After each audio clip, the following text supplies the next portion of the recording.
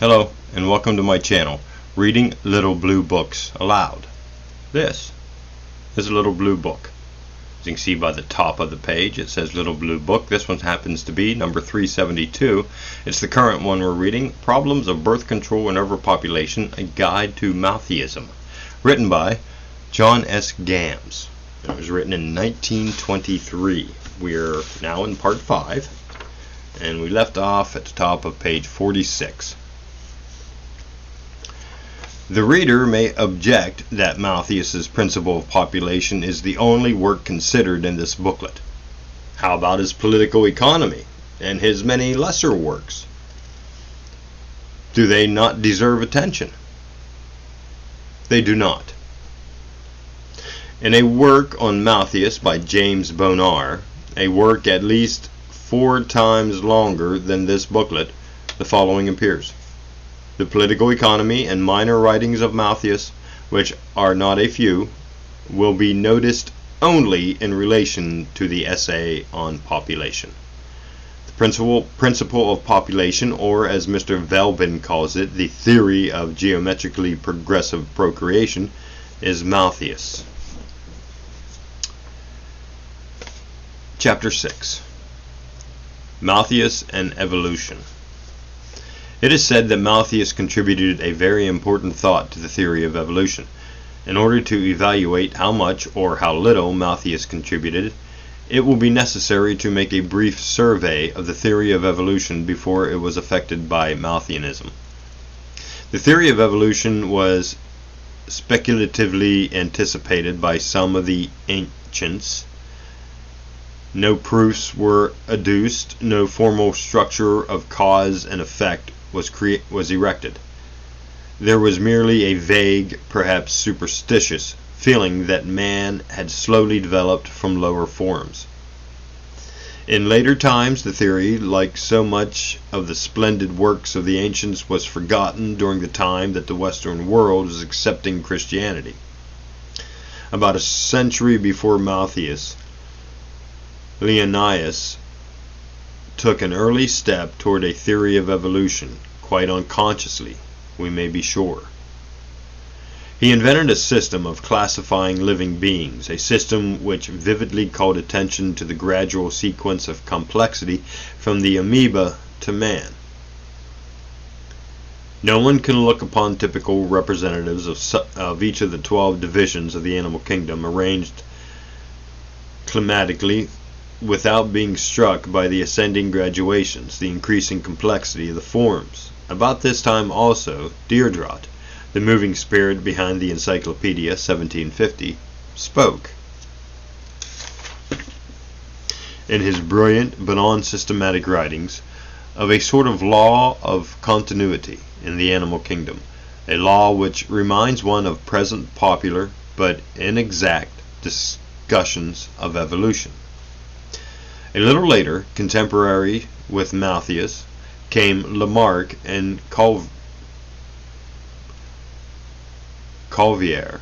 These men, like Linnaeus, and unlike Deirdre and the ancients, tempered their speculations with a more or less systematic investigation of facts.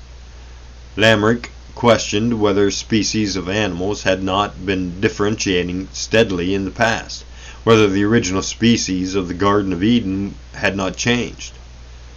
Cuvier's work is less significant. The ground had been well turned by now, but to make a pun not well enough for geography was just beginning to develop.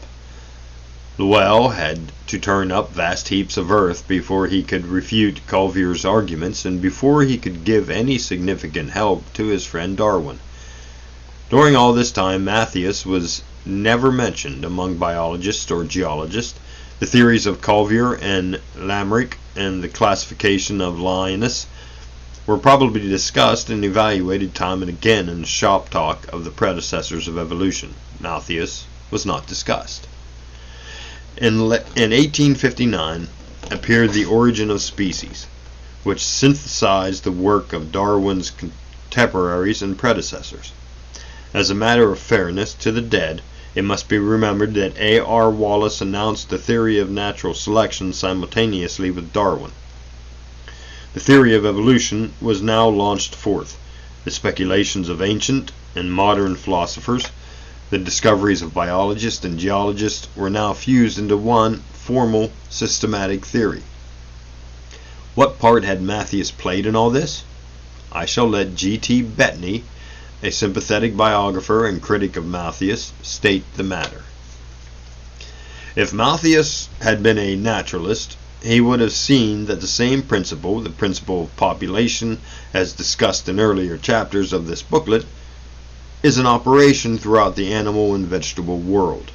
Every generation producing eggs or seeds enough to lead to the stocking of the world by any species, provided that the means of their support and their adaptation to different climate existed. Hence arise all the mighty and far-reaching details of the struggle for existence, which Darwin has so graphically described in his Origin of Species. One of the most important services which Malthus has rendered is that the perusal of his book by Charles Darwin in 1838, when he was puzzled to account for phenomena of the coming in and dying out of species, the existence of varieties, etc., called up in his mind the conception of the slow modification of species through the pressure of this struggle, the individuals best adapted to survive and flourish in any given conditions being, so to speak, selected by nature, and leaving offspring to perpetuate their qualities in the main. Darwin's own words, Life, I. 83, will best describe the facts of this influence of Malthus upon his views.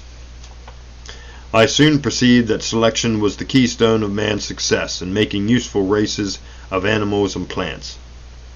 But how selection could be applied to organisms living in a state of nature remained for some time a mystery to me.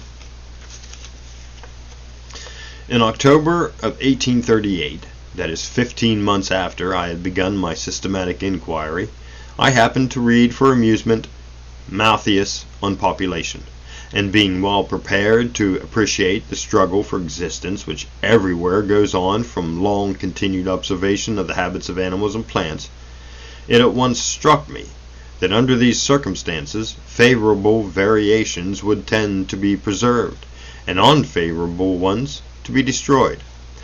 The result of this would be the formation of new species. Here, then, I had at least got a theory by which to work. The debt which civilization owes to Malthus for his suggesting the theory of natural selection may be easily overrated, especially by sympathetic biographers. The work of Malthus was entirely incidental to biology. It is very possible, probable, that Malthus, had he been consulted on the theory of evolution, would have denounced the innovators Wallace, Darwin, Huxley, and Lyell. He was the Reverend T.R. Malthus. Appendix. Summary and conclusions. There are then two forms of Malthusianism. One form, popular in the early 19th century, has apostrophed from disuse, from the fact that its conclusions do not apply, or they apply in such a negligible manner that they need not give us pause. During the first few years of the 19th century, however, the theory was much discussed. In some quarters, it was criticized, even by the supporters of the social and economic status quo. Their grounds were that Malthus encouraged childishness. Their arguments resembled those of modern opponents of voluntary motherhood. Apart from this, however, the reception of Malthus's theory by reputable substantial citizens was cordial.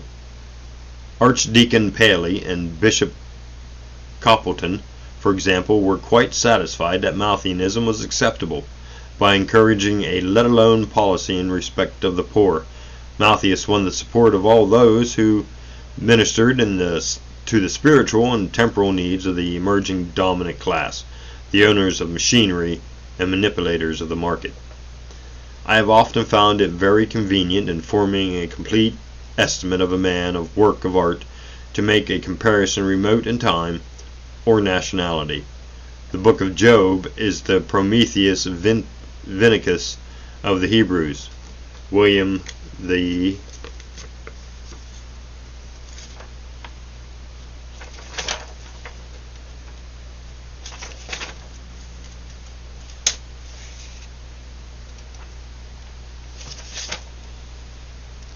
Silent.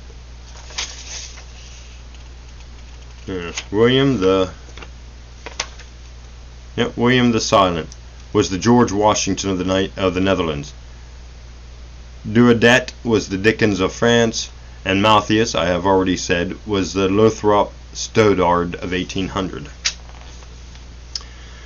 In his thoughtful book, The Revolt Against Civilization, Mr. Stoddard maintained the proposition that the poor, that is, the inferior, are increasing much more rapidly than the rich, that is, the superior. This condition is the result of the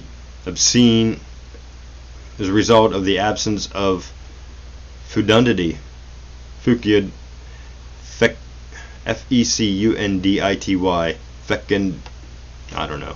real or voluntary among the superior pro-capitalists, and of the presence of great fundidity among the inferior anti-capitalist. Inferior men, or undermen, or poor men, or anti-capitalist, or anyone whose ideas differ from those of the author, are by sheer force of numbers undermining civilization. And worst of all, there are no noble barbarians, like our Teutonic ancestors, to take the place of the slowly dying elite. Like Malthusius, Mr. Stoddard calls our attention stridently to certain evils of population. Both men say much that is true. They elicit in part the utmost of those who desire a finer social system. Both men bury their grains of progress in the chaff of apology for what already exists. Mr. Stoddard's book, like the Essay on Population, does only one thing well: it justifies the dominant group. All the other excellent suggestions of the book are lost in the swirl of justification. Sometimes the resemblance is very striking. Malthusius urged moral restraint to prevent overpopulation. Mr. Stoddard, more ruthless, urges vasectomy to prevent the increase of undermen. Both men won almost instant support from those in seats of power. Both men are without pity, or better, without a sympathetic understanding of their fellow men. The great difference between the two is that Mr. Stoddard's fear of the undermen sometimes makes him almost hysterical. Malthusius, on the other hand, seems calm and serene. It is also to be noted that even a person with a keen sense of humor can read the Essay on Population without smiling in amusement. Biographical note.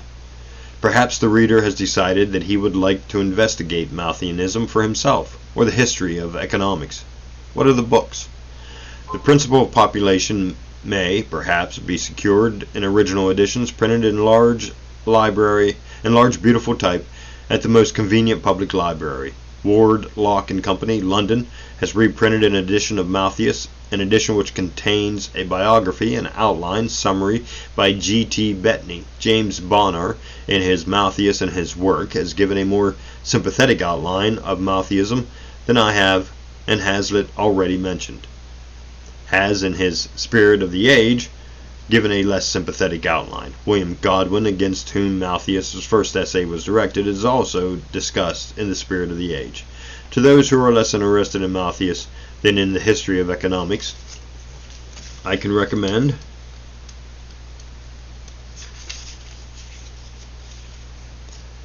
Mr. Velbin, Place of Science in Modern Civilization. I may here acknowledge my debt to this book, from which much of the 5th chapter is taken. J.A. Hobson and Sobart have also written historically.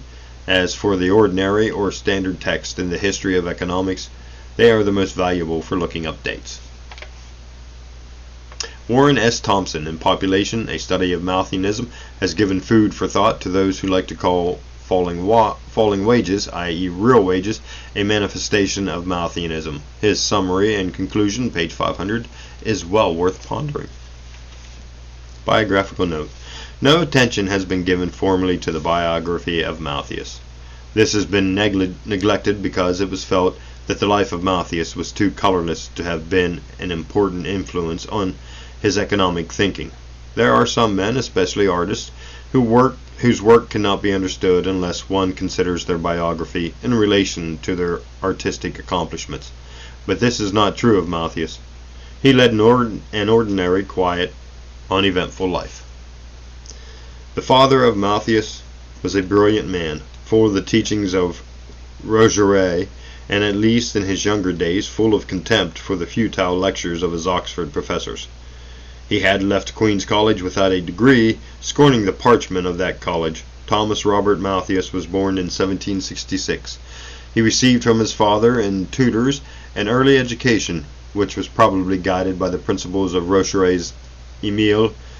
During the first 10 years of his life, Don Roberto, as one of his tutors called him, seemed to enjoy fist-fighting. But the radicals of one generation or the conservatives of the next. The son went to the university conscientiously. He was graduated at Cambridge in 1788 and became a fellow of Jesus College 5 years later.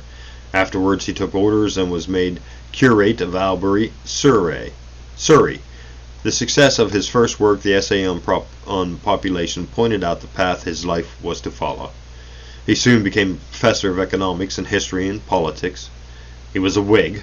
He accepted the Reform Bill, which it will be remembered, reformed nothing. His life was placid and pleasant, apparently. Biographers seem to magnify the seriousness of the attacks that were launched against him by those who felt that moral restraint resulting in fewer children was impious.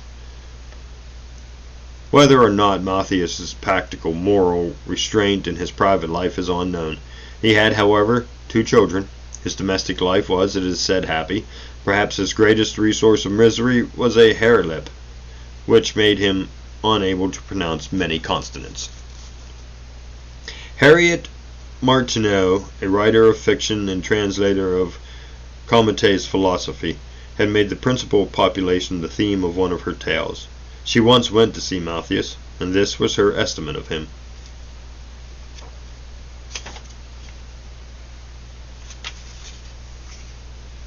God, these last few pages are hard to get apart. A more simple-minded, virtuous man, full of domestic affections, than Mr. Malthus could not be found in all England. Though the best abused man of the age, I saw in him one of the serenest and most cheerful men that society can produce. I asked Mr. Malthus one day whether he had suffered in spirits from the abuse lavished on him. Only just at first, he answered. I wonder whether it ever kept you awake a minute.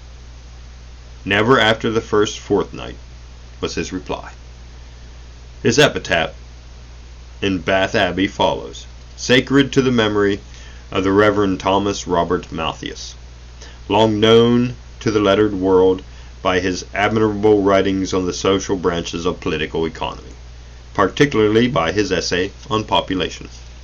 One of the best men and truest philosophers of any age or country, raised by native dignity of mind above the misrepresentations of the ignorant and the neglect of the great, he lived a serene and happy life devoted to the pursuit and communication of truth. Supported by a calm but firm conviction of the usefulness of his labors, content with the approbation of the wise and good. His writings will be a lasting monument of the extent and correctness of his understanding.